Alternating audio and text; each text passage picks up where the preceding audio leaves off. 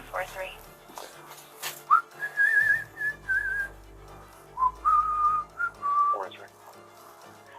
Este é um vídeo recém-divulgado de uma câmera corporal, recebido de Columbus, mostrando o primeiro policial que respondeu à chamada sobre o caso de Spencer e Monique Tepe. Mas o policial, neste vídeo, foi para o endereço errado.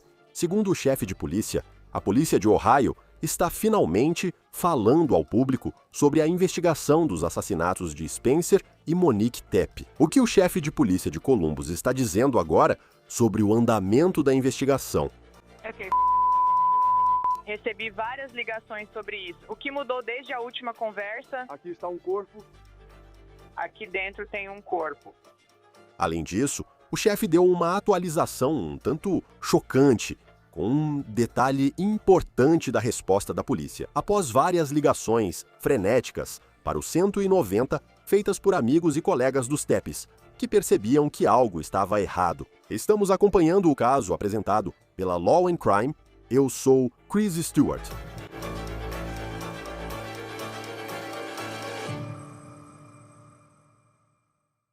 Tudo bem, vamos às últimas novidades sobre esse caso que temos acompanhado de perto, vindo de Ohio, os assassinatos de Spencer Tepe e sua esposa Monique Tepe. Agora, sobre quanta informação a polícia divulga ao público em investigações como essa, especialmente uma tão pública e de destaque nacional. Só é possível especular sobre a estratégia de relações públicas da polícia, porque divulgam certas informações e não respondem a algumas perguntas dos jornalistas. Claro, a maior pergunta é: quão perto eles estão de pegar o assassino? Aparentemente, só o pessoal do departamento sabe a resposta agora.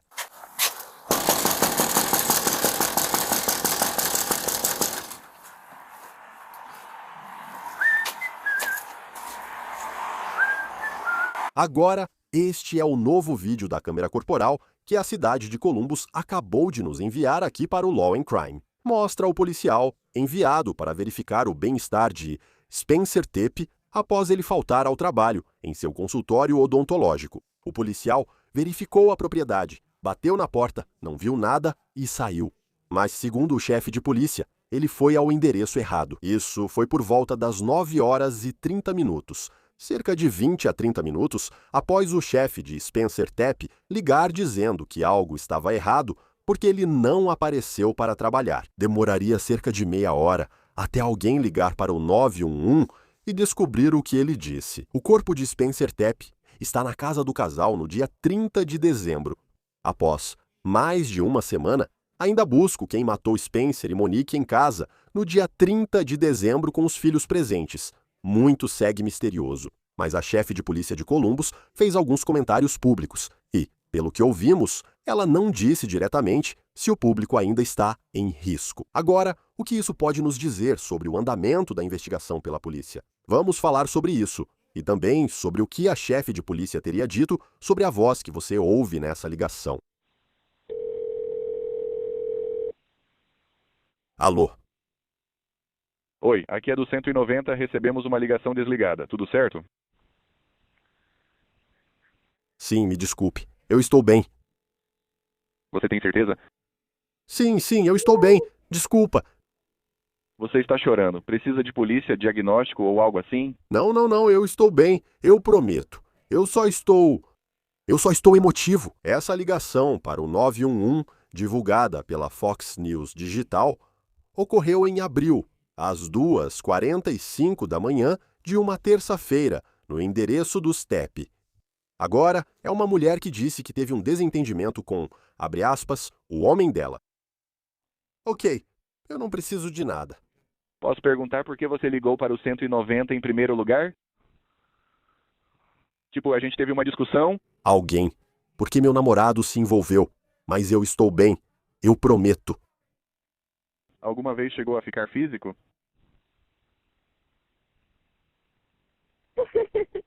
Não.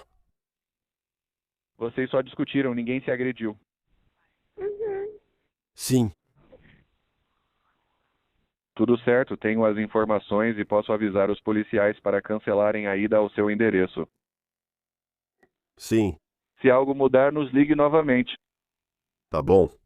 E aí, o chefe confirmou para veículos de mídia locais o que o cunhado de Spencer nos disse aqui no Law and Crime esta semana. E é isso. A voz feminina que você ouve nessa ligação não é a voz de Monique Tepe, mas o chefe também está dando um pouco mais de contexto para os veículos de mídia locais sobre de onde essa ligação pode ter vindo e se essa ligação pode ser importante para a investigação. Agora, a maior informação que temos até o momento, quando se trata dessa investigação e do que foi divulgado ao público pela polícia, é este vídeo. É a pessoa de interesse andando por um beco atrás da casa de Spencer e Monique nas primeiras horas do dia 30 de dezembro. A polícia continua pedindo ao público para ver se alguém tem mais vídeos. Entre 2 e 5 horas da manhã do dia 30 de dezembro, esse é o período que a polícia acredita que Spencer e Monique foram mortos. No vídeo divulgado, apesar da baixa qualidade, é possível encontrar algumas pistas, como o fato de a pessoa parecer ser um homem. Eles vestem calça cinza, sapatos e casaco pretos, andando por esse beco à noite. Isso foi numa manhã de terça-feira. Quando aconteceu, as temperaturas estavam na casa dos 20 graus. Isso foi no dia anterior à véspera de Ano Novo. Agora você percebe que essa pessoa de interesse evita olhar para a câmera, talvez de propósito. Esse beco é acessível de carro. Ele dá acesso às garagens separadas atrás das casas geminadas, onde Spencer e Monique moravam. E essa é uma imagem de drone do vídeo de casamento dos Tepe. Foi filmado pelo cunhado de Spencer. Dá para ver o beco dos fundos e as casas geminadas novas, todas alinhadas. Os Tepe moravam novamente em uma dessas casas. Agora, a pessoa de interesse mantém a cabeça baixa, sem olhar para cima. Não está claro se eles sabem que há câmeras nos fundos dessas casas, ou talvez nas garagens enquanto caminham pela rua. Você percebe isso no vídeo da pessoa de interesse. É uma câmera Nest, não oficial da polícia, como aquelas que alguém instala nos fundos da casa. Se eles estão preocupados com alguém tentando arrombar a garagem ou mexendo no lixo deles agora. Essa pessoa de interesse também tem alguns maneirismos que você espera que alguém assistindo a esse vídeo perceba. Parece que ela pode ser um pouco pé chato. A polícia está enfatizando que, novamente, essa é uma pessoa de interesse. Eles não sabem se essa é a pessoa que cometeu o crime, se é a pessoa que eles estão procurando. O chefe de polícia disse à mídia local que essa é realmente apenas uma pessoa que estava na área no momento, onde eles estão realmente concentrando a investigação. Essa pessoa pode ser só alguém andando na rua após sair de um bar que fechou tarde, em uma semana de feriados. Nós não sabemos, mas você sabe. Considere as circunstâncias. Isso é suspeito. E também não ouvimos nada. Se alguém viu esse vídeo, talvez reconheça que é ele andando pelo beco, talvez estivesse indo para casa depois de um bar ou algo assim. Mesmo dias após o vídeo circular, nas notícias e internet, ninguém apareceu dizendo: "Ei, aquele era eu." É um grande mal-entendido. Não sou quem procuram. Até agora, essa ainda é a pessoa com quem a polícia quer falar na investigação. Quero comentar novas informações reveladas nas entrevistas que o chefe de polícia de Columbus deu à imprensa local em Ohio. Mas vamos te atualizar sobre como está a investigação, pelo menos até agora. Então, até o dia em que eles foram mortos. Spencer e Monique Tepe são um casal que vive a vida que muitos sonham. Eles são um casal jovem, em uma ótima casa, cercados por pessoas que os amam. A família deles disse que são apenas os Tepes. Eles adoravam receber pessoas em casa. Eram o tipo de pessoas que simplesmente amavam reunir as pessoas. Este é o vídeo do casamento deles, gravado em 2021 nos degraus da casa onde foram encontrados mortos. Este sobrado em Ohio atualmente. O casal tinha 2 filhos e essas crianças, de 4 e 1 ano de idade. Claro, nessa história não há realmente uma boa notícia, porque 2 pessoas perderam a vida. Essas 2 crianças perderam os pais, mas não se feriram quando eles foram mortos. O casal também tinha um cachorro, é um Golden Doodle, e esse cachorro também não ficou ferido. E as crianças e o animal agora estão com membros da família Tepe, enquanto a polícia continua a investigação. Spencer tinha um ótimo emprego como dentista em um consultório em Atenas, Ohio, e parecia realmente amar o que fazia. Parece que ele tinha uma longa viagem até o consultório, né? São cerca de 120 quilômetros de Columbus. A biografia, no consultório odontológico, informa que ele se formou na Ohio State em 2017. Ele era doutor em cirurgia dentária. Ele amava o trabalho, mas fora do trabalho, ele era apaixonado pelos Ohio State Buckeyes. Ele também adorava os Cincinnati Bengals. Foi lá que ele cresceu e adorava jogar golfe, viajar e ficar com a família. Atualmente, Spencer era casado com Monique Tepp, Foi publicada uma nota conjunta de falecimento. homenageando os dois e dizendo que Monique cresceu em Worthington, Ohio, um subúrbio ao norte de Columbus. Ela cresceu jogando futebol, era corredora e, assim como o marido, se formou na Ohio State, onde fez mestrado em educação infantil. Enquanto estudava, trabalhava em uma creche. O obituário diz que ela era mãe dedicada, conhecida pelo sorriso, risada contagiante, carinho e personalidade extrovertida. O obituário diz que Spencer e Monique eram a alma da festa. O casal se conheceu online e depois se casou em dezembro de 2020. Sabe, é isso. Enquanto a gente cobre essa história, é tão difícil compreender como isso pôde acontecer. Porque era um casal. Isso continua me chamando a atenção, o quanto esse casal era amado pela generosidade deles. Eles tinham uma família que estava crescendo e perdem a vida dessa forma. E dá pra ver também que tantas pessoas amavam eles. Só pela quantidade de ligações para o 190 que foram feitas por preocupação quando Spencer não apareceu para trabalhar. Polícia de Columbus, técnica 107. Sim, eu gostaria de pedir uma verificação de bem-estar de uma pessoa na casa dela. Se você tem acompanhado essa história, sabe que as ligações para o 911 em 30 de dezembro começaram por volta das 9 horas, quando Spencer não foi ao trabalho. O chefe de polícia de Columbus trouxe uma informação importante sobre a resposta a essas ligações para o 911. Vamos falar disso em breve. Esse indivíduo, Spencer, trabalha comigo e ele não apareceu para o trabalho esta manhã e não conseguimos entrar em contato com ele ou com a família dele. Ele não apareceu para o trabalho. Correto? Você tem algum problema de saúde? Não, ele sempre foi confiável e não conseguimos contato com ele, a esposa, a família ou qualquer um daquela casa.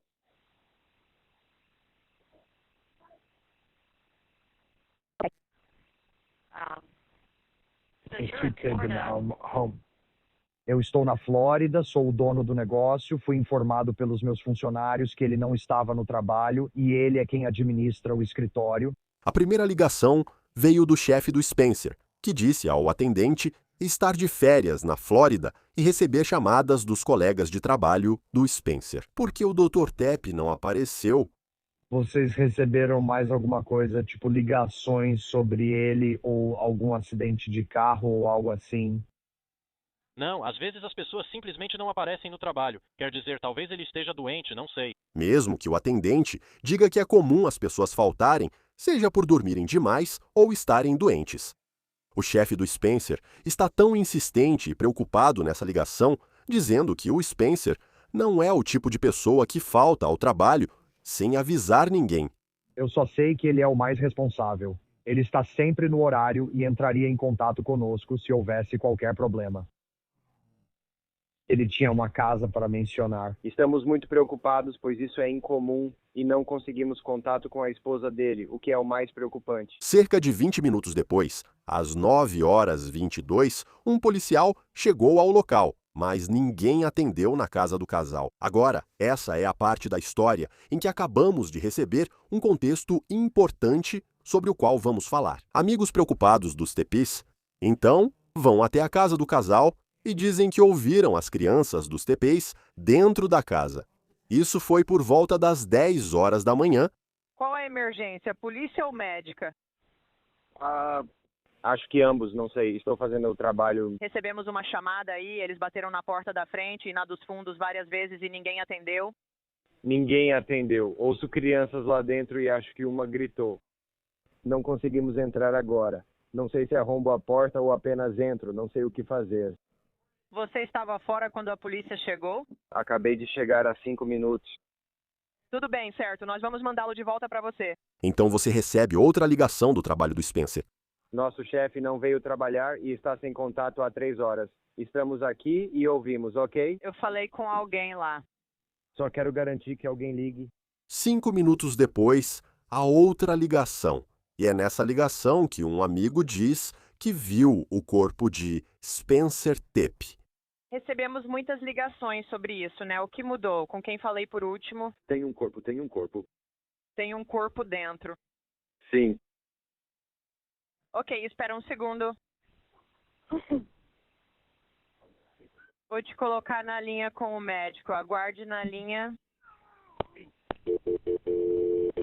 Agora, enquanto a pessoa espera, dá para ouvir o que parecem ser crianças pequenas ao fundo. As crianças do Tepe. Novamente, essas crianças não ficaram feridas. Tem um corpo. Nosso amigo não estava atendendo o telefone. A gente acabou de fazer um turno feminino. Viemos aqui e ele parece estar morto. Tem sangue, ela está deitada ao lado da cama dele, fora da cama, e tem sangue. Não consigo chegar mais perto para ver mais do que isso. Ok, eles veem que ele claramente não respira. É tipo, Meio que, sei lá, porque ele parece diferente. estou com dificuldade, não consigo olhar. Ok, entendi. Quando foi a última vez que alguém falou com ele? Tipo, sim, ontem, acho que ontem. Ok. Quantos anos ele tem? 37. 37. Ele é usuário de drogas ou algo assim? Não. Ok, tudo bem. É só que essa idade é muito jovem. Sim, eu entendi a resposta. Tudo bem, estamos a caminho agora. Esse amigo viu o corpo de Spencer na casa. Nosso carro, coisas, ouvi crianças lá dentro. Todd, você ouviu gritos delas. Agora estamos recebendo outra ligação dizendo que há um corpo lá dentro. Esther está servindo café. Quando a polícia entrou na casa, encontrou Spencer e a esposa mortos. A WS ICO XTV diz que o Dr. Tepe foi baleado várias vezes e Monique tinha pelo menos um ferimento de bala no peito. A polícia não informou se achou a arma do crime e não acredita em homicídio seguido de suicídio. Foram recuperadas cápsulas de munição de 9mm no local, claro. Essa evidência é fundamental para revelar muito sobre o assassino, pois é uma prova e exige reflexão. Se essa pessoa conhecia a investigação policial e da cena do crime, por que deixaria essas cápsulas para trás? Vou comentar o que a chefe de polícia de Columbus disse sobre a resposta inicial às ligações para o 911, pois há um contexto importante. Elaine Bryant, chefe de polícia de Columbus, concedeu ontem entrevistas a veículos de mídia locais em Ohio. Ouvimos uma lei sobre crimes e contatamos a chefe para saber se queria participar do programa. Ela respondeu na entrevista. Isso veio da 10 Televisão em Columbus, que ainda não identificou um suspeito. Sobre as ligações para o 911, quando ouvi pela primeira vez o que o atendente disse. Um policial foi à casa do Tepe após receber uma ligação de alguém preocupado porque o Dr. Tepe não apareceu. Achei um pouco confuso como o policial não encontrou nada. E ainda assim, o amigo que ligou e apareceu pouco tempo depois, acabou entrando na casa e encontrou o corpo de Spencer. Eles dizem ter ouvido as crianças dos Tepe na casa. Minha dúvida era, por que o policial não ouviu?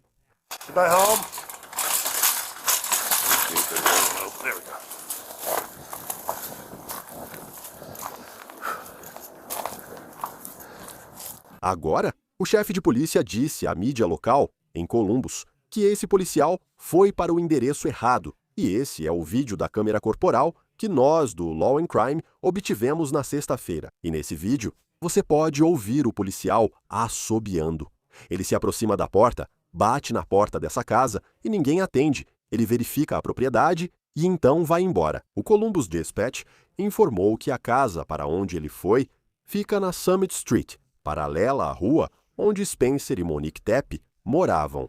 Meia hora depois, quem ligou para o 911 relatou ter encontrado o corpo de Spencer Tepe. E a polícia respondeu em seguida. E então, certamente, essa história foi para um nível completamente diferente. O chefe também disse à 10 Televisão que o autor da ligação para o 911, aquele que você ouve dizendo que viu o corpo de Spencer, ele realmente entrou na casa e viu o corpo. Então isso significa que essa pessoa teve acesso à casa dos Tepe agora. Os corpos dos Tepe também foram achados, segundo relatos, em um quarto no segundo andar. Até agora, o motivo dos assassinatos segue desconhecido. O chefe informou que a polícia busca imagens de câmeras de segurança de residências ou comércios próximos. Qualquer coisa que possa acabar sendo uma pista para desvendar esse caso. Mas eles dizem que o público colaborou e forneceu muitos vídeos e os detetives estão analisando cada minuto desse material. Agora, também há uma câmera da polícia posicionada perto da casa do Stepp. O chefe foi questionado sobre isso e se aquela câmera registrou algo relacionado ao caso. O chefe não respondeu diretamente a essa pergunta. Apenas disse que eles continuam analisando inúmeras dicas, evidências e vídeos que chegam do público agora. O chefe comentou sobre a ligação para o 911 feita meses antes, em entrevista ao Columbus Dispatch. Essa ligação viralizou. A Fox News Digital divulgou que uma garota chora após discutir novamente com um namorado, marido ou, como ela chama, seu homem. Isso foi de acordo com a Fox News Digital. Eu estou bem. Desculpa. Ok, bem, parece que você está chorando. Você precisa da polícia, de paramédicos ou de alguma coisa? Não, tudo bem. Eu só estou emocionado agora. Também temos esse áudio e supostamente é essa ligação feita em 15 de abril às 2h45 da manhã. 15 de abril foi uma terça-feira e a ligação é dessa mulher. Ela está emocionada por estar tendo uma discussão agora, a mulher que você ouve ao telefone. Ela diz que ela e o marido discutiram, mas também diz que está bem. Então, a polícia acaba cancelando o envio de um policial para a casa. A central informou que quem ligou não se identificou. Então, não há dados sobre a pessoa ou seu destino. Mas, de novo, o chefe afirmou que a voz que você ouve não é de Monique Tepp. Na verdade, a ligação talvez nem tenha sido feita da casa dos Tepp, porque o chefe disse, em áreas mais densamente povoadas, com várias torres de celular, como o bairro onde os Tepp moram, uma ligação de celular pode, na verdade, ser feita dentro de um raio de 30 metros. Então essa ligação pode ter sido feita de algum lugar próximo à casa dos Tepp, mas não necessariamente dentro da casa dos Tepp. Agora, o chefe também disse ao Columbus Dispatch que não havia histórico de ligações feitas do endereço dos Tepp ou relacionadas aos Tepp. O chefe segue pedindo paciência durante a investigação.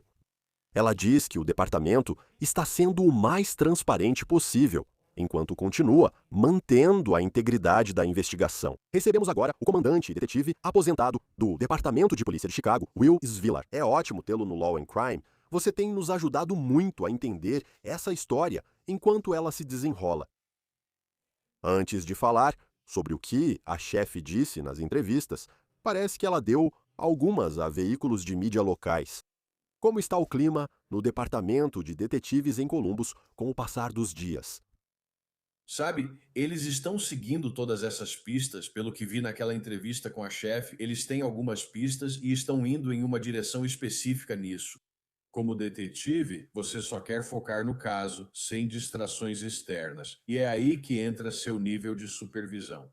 Meu trabalho como supervisor era dar aos meus detetives todas as ferramentas de que precisavam para que pudessem fazer o trabalho deles. E eu cuidava de todo o resto. Assim, eles faziam o trabalho deles. E eu acho que o chefe fez uma coisa boa ao ir e o vice-chefe fez uma coisa boa ao ir à televisão. Sim, porque acho que, se você olhar, houve apenas um pouco de silêncio. E você quer que a polícia passe mais tempo investigando um crime e, com sorte, resolvendo um crime, do que precisando responder perguntas da mídia. Mas tem havido muita especulação, especialmente no espaço online, sobre o que potencialmente aconteceu. Duas informações se destacaram para mim, confirmadas por ela em algumas emissoras de mídia locais. O Canal 10 afirmou que os Teppes foram encontrados em um quarto no segundo andar. E que a pessoa que ligou para o 911 quando você ouve essa ligação e a pessoa que retorna dizendo que há um corpo ali é alguém que está realmente dentro da casa. Antes não sabíamos se tinham visto por uma janela, mas eles entraram na casa. O que isso significa para eles? Então, obviamente, eles conhecem essa pessoa. Quem entrou na casa conhece essa pessoa bem o suficiente para saber onde está a chave ou saber o código para entrar na casa. Hoje somos amigos próximos. Fiquei confuso ao ouvir as ligações para o 190, pois parecia que alguém disse: ouço bebês chorando, mas não consigo entrar. Agora, a minha pergunta é: essa é a mesma pessoa que ligou e disse que está no segundo andar, invisível? Por que não é? Isso é meio contraditório com o que aconteceu, sabe? Se você está lá dentro, você sabe que está lá dentro. Você está removendo as crianças de lá? Ainda está um pouco indefinido para mim e não entendi bem. Quando ouvi as ligações para o 190, Sim, com certeza fez parte. Lembro da primeira vez que ouvi a ligação para o 190, isso já entra no assunto que vamos abordar. O policial foi para a casa errada, aparentemente, mas dava para ouvir crianças ao fundo da ligação e eu não sabia se estavam na porta. A pessoa que ligou para o 190 está do lado de fora. Então ainda restam algumas dúvidas em relação ao layout e eventualmente vamos ter o contexto de tudo isso, sabendo que os TPs estavam no quarto deles. Porque antes, quando falaram que não houve arrombamento, parecia que alguém tinha ido até a casa, eles tiveram algum tipo de conversa, e talvez tenham tido mesmo, mas agora estamos pensando, segundo a polícia, entre 2 e 5 da manhã. Em um quarto, no andar de cima. Então, potencialmente, estavam dormindo quando isso aconteceu.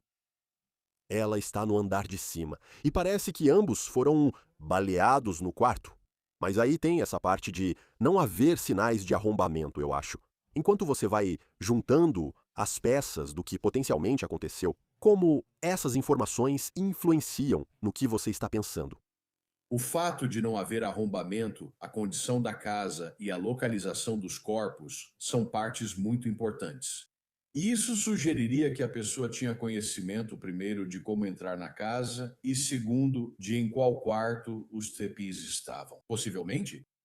Então, isso meio que sugere que talvez seja alguém que conhece a disposição da casa, pelo menos, ou certamente o código para entrar, ou que tinha algum tipo de relacionamento com os TPs. É o que eu acho.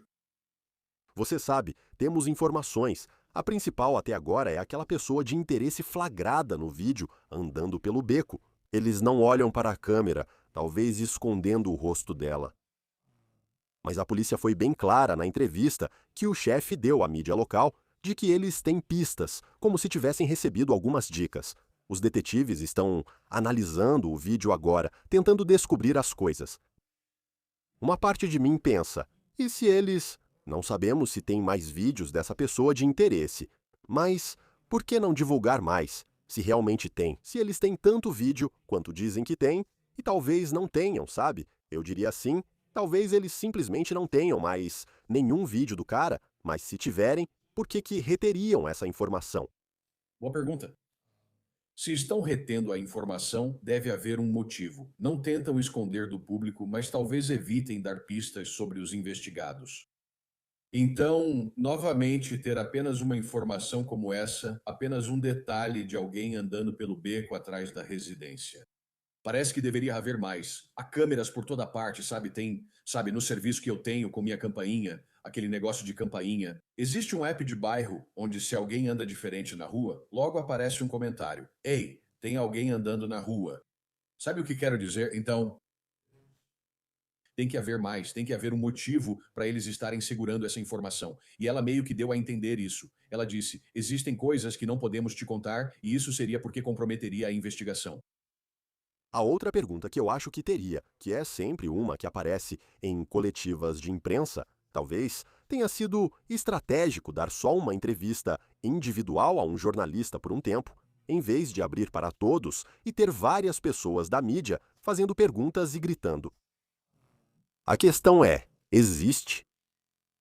Acho que a questão é se a comunidade está segura. Sempre surge essa dúvida, o que, na minha opinião, coloca as autoridades em posição difícil diante da mídia. Porque a questão é, vocês sabem quem é essa pessoa? Foi um caso isolado ou algo como Jack, o estripador, com alguém à solta? E você deveria ter medo. Se você está em Columbus, Ohio, alguém pode entrar na sua casa à noite. Não quero soar sensacionalista, mas o fato de não dizerem que essa é a situação ou que foi um incidente direcionado, o que isso te indica? Bem, você está absolutamente certo sobre isso quando fala sobre o assunto. E novamente, olhamos para alguns dos detetives da internet que estão por aí dizendo: ei, escuta, haviam 9. Alguém tentou invadir uma casa, sabe, meses ou algumas semanas antes, batendo forte na porta. Isso está relacionado? Se não responder ao público, eles seguirão investigando. Houve ligação para o 190 dessa casa em 2025. Tudo isso é especulação por falta de conhecimento. E a corda bamba que você tem que andar como supervisor nessa situação, ou seja, quando você está na aplicação da lei, é o que vamos contar ao público. Como acalmar a mente do público. E, aliás, se você acha que tem alguém lá fora fazendo essas coisas, você absolutamente deve contar isso ao público. É por isso que eu acredito que eles têm algumas pistas bem concretas. Sim, e certamente essa é a esperança. Agora, você sabe, uma semana depois, e aí você também sente que, e eu fico voltando nisso, tipo, são todas casas novas, todo mundo tem, não todo mundo, mas tipo, muitas dessas casas. E você pode ver, tipo, um vizinho, quem quer que tenha feito aquele vídeo, é uma câmera Nest. Parece pelo vídeo que vimos que o Step tinha uma campainha com câmera Ring. Seja qual for a marca, na frente. Então você tem que se sentir confiante. E também tem o vídeo da polícia, que o chefe não confirma se a câmera da polícia estava funcionando e gravou alguma coisa também. Aquela ligação para o 190 e as pessoas podem encontrá-la online, a mais recente que saiu. E é essa pessoa que ligou para a polícia entre 2 e 5 da manhã, eles dizem, logo ali na rua. A Fox News Digital divulgou que alguém ligou, dizendo que batiam na porta dos fundos e depois foi embora. A Fox disse que eram uns 3 minutos a pé da casa do Step. Não sabemos se isso tem relação com o assunto, mas acredito que em uma cidade, uma caminhada de 3 minutos e pode mudar rapidamente o bairro em que você está. E você está em Chicago, uma das cidades mais densas, junto com Nova York. Como você lida com essas ligações? Pode ter sido a ligação ao 190 da mulher chorando, mas não se sabe se foi na casa do Step. Depois, há outra ligação de alguém dizendo que estão batendo na porta. Isso foi perto da casa do Step. Como você filtra tudo e sabe que está conectado? É só uma cidade. As coisas acontecem. Bem, você realmente precisa filtrar tudo isso. E a questão é que você pode ter teorias pessoais sobre por que as coisas acontecem. Mas como investigador, você tem que aceitar tudo o que aparece. E, de novo, isso é trabalho de campo, é trabalho de detetive. Você tem que investigar cada uma dessas coisas, tem que analisar tudo isso. É provável que alguém esteja batendo nas portas, checando se pode entrar para cometer um duplo assassinato? Não, isso não é provável. Mas você não pode descartar essa possibilidade sem investigar. Você tem esse grande quebra-cabeça espalhado na mesa, certo? Você busca completar o quebra-cabeça encontrando os cantos, até você chegar ao que é a verdadeira história, e você tem que fazer tudo isso, senão você fica míope no que está olhando e descarta todas essas outras teorias que aparecem. Não é que não haja jeito, mas você precisa investigar. Não pode simplesmente fazer. E sobre aquele ponto que você sabe, e essa foi uma das manchetes que saíram das entrevistas que o chefe deu, que foi aquela ligação inicial, onde acho que é o chefe do Spencer, diz, ei, você pode dar uma olhada nesse endereço? E o policial vai para o endereço errado, e isso não pega bem. Mas se você acha que morreram entre 2 e 5 da manhã, são 20 minutos de diferença. Quero dizer, tirando a questão da imagem, qual seria realmente a gravidade disso? Para a investigação? Na investigação, não acredito que mude o ocorrido na casa, porém, do lado humano, as crianças saem da cena bem mais rápido. As crianças esperaram lá até alguém entrar e encontrá-las. Esse é o dano. Você não vai mudar que essas pessoas estão mortas. O que você vai mudar é o fato de que essas crianças tiveram que ficar lá dentro por mais um tempo. Eu não sei qual é o período exato, mas pelo menos você sabe que foi mais um tempo em que talvez elas não precisassem ter ficado. Isso acontece às vezes. Você vai ao endereço errado e não atende muitos chamados. Verificar o bem-estar. Você fará o que era a função dele. Fomos lá, ele olhou ao redor, quintal, bateu na porta. Mas é como dizer, estudei muito para a prova de matemática. Infelizmente era uma prova de história, então você fez o certo, mas no lugar errado. Isso não muda o resultado, mas altera um pouco a situação das crianças. Acho que você leu a manchete e pensou, não é bom. Mas também não é só isso. É por causa da linha do tempo. Não foi como se parecesse que tinha acontecido, sabe? Infelizmente, acredita-se que o policial tenha aparecido à noite. Continuo pensando nas cápsulas de bala e sei que já perguntei sobre isso antes. Elas foram recolhidas na cena. E, quero dizer, com que frequência isso acontece? Eu não lembro se já te perguntei isso. Com que frequência alguém que comete um crime assim cobre seus rastros recolhendo as cápsulas de bala? Isso te diz algo sobre o tipo de pessoa que faria isso, que essas cápsulas realmente seriam deixadas para trás? Bem, sim, quero dizer. Já me deparei com vários assassinatos em que as pessoas não ficam tempo suficiente para recolher as cápsulas de bala. Se as cápsulas de bala foram retiradas da cena, é sinal de alguém experiente. E isso é algo totalmente diferente de um estranho aleatório que foi planejado e executado de uma certa maneira. Na maioria das vezes, 99% das cápsulas ficam na cena, pois tudo ocorre rápido e eles querem sair logo. Também parece com o vídeo da pessoa de interesse, pois há chance de ser só alguém que trabalhava à noite ou estava em um bar que fechou. O jeito interessante e letárgico de andar deles parecia como se estivessem saindo de um bar enquanto desciam o beco. Agora, alguns dias depois, estamos aqui. Acho que todo mundo no país já viu esse vídeo. E se fosse alguém que só morasse ali na rua e estivesse voltando da casa do amigo? Eu não fiz isso. Você pensaria que essa pessoa iria procurar a polícia. E de acordo com as entrevistas de ontem da polícia, eles ainda acreditam que essa é uma pessoa de interesse com quem eles querem conversar. O que você entende dessa parte? Que ainda parece ser alguém com quem a polícia não fez contato? Algumas coisas. Primeiro, você, como policial ou investigador nesse caso, precisa descobrir quem é essa pessoa. Você tem que fazer o possível para falar com essa pessoa, porque é necessário conversar com ela. Em segundo lugar, se você for essa pessoa sem relação com isso. Sei que muita gente não quer se envolver em grandes investigações. Também não quero ser levado à delegacia e ficar lá por 48 horas. Eu não tive nada a ver com isso. Vou ficar de boca fechada. E acho que você vê isso muito mais do que gostaria. Sim, e vamos ver o que acontece a seguir. Já faz mais de uma semana, muita gente procurando respostas. Mas como você disse, será? Eu realmente espero. A polícia está seguindo algumas pistas e começando a juntar as peças do caso. Vamos ver o que acontece. O comandante aposentado de detetives, Will Svelar, do Departamento de Polícia de Chicago. Obrigado, como sempre, por estar conosco no Law and Crime. Nós agradecemos. Foi um prazer. Isso é tudo para o On the Case do Law and Crime. Inscreva-se no nosso canal no YouTube, no Spotify e assista no Peacock. Eu sou Chris Stewart. Até a próxima.